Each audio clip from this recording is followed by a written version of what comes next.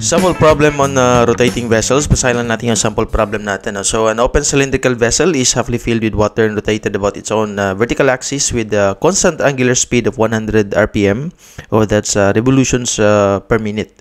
The vessel's height is equal to its diameter.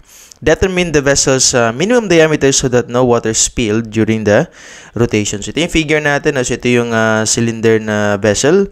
And then, may laman yan. No? Half lang hanggang half. So, that's 1/2 h. Or that's 1/2 diameter na din. No? Kasi equal lang naman yung height natin. At saka yung diameter. And then, yun. Rotate yung cylindrical vessel at an angular speed of 100 revolutions per minute. So, pinapanam sa atin dito is ano yung minimum diameter daw na walang matatapon. So, pag walang matatapon, ganito lang yung drawing niya, no? So, yung edge ng parabolic na, yung paraboloid na form dito is hanggang dun lang sa rim ng cylindrical vessel, okay? So, i-analyze lang natin dito. Gamitin natin yung equation na, yung for rotating vessels. We have h equals w squared r squared over 2g. Yung h natin is the height of the paraboloid na na-form dito, no?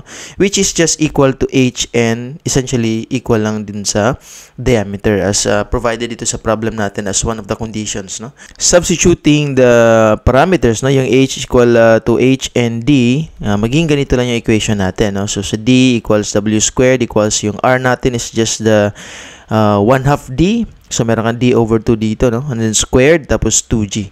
And then, yung w squared natin, yung angular na speed, dapat naka-radians per second yan. So, since 100 revolutions per minute yung given, so, i-convert lang natin dito, no? So, we have 100 revolutions per minute, convert lang natin, no?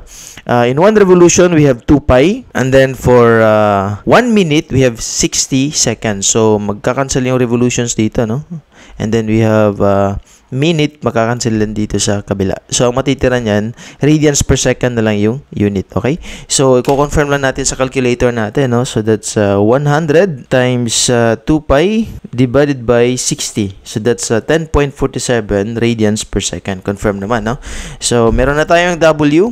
So, i-substitute lang natin dito sa equation natin. And then, we'll have D equals 10.47 radians per second squared. And then we have d over 2 squared. And then yung sa baba, 2 times 9.81 which is the acceleration due to gravity. Pwede nating i-shift solve yan sa calculator natin or pwede nating i-manual lang, no, para makuha natin yung d. First, kakancel muna natin yung d dito sa kabila, no? So ito, magkakancel to. And then yung matitira na lang na d ay isa na lang. Pwede nating i-manual dito sa calculator. 2 times 9.81 divided by 10.47 squared times 4. So, magiging 4 na yung 2, no? Na nasa denominator ng d. Ito yun, no? Kasi mas square na siya.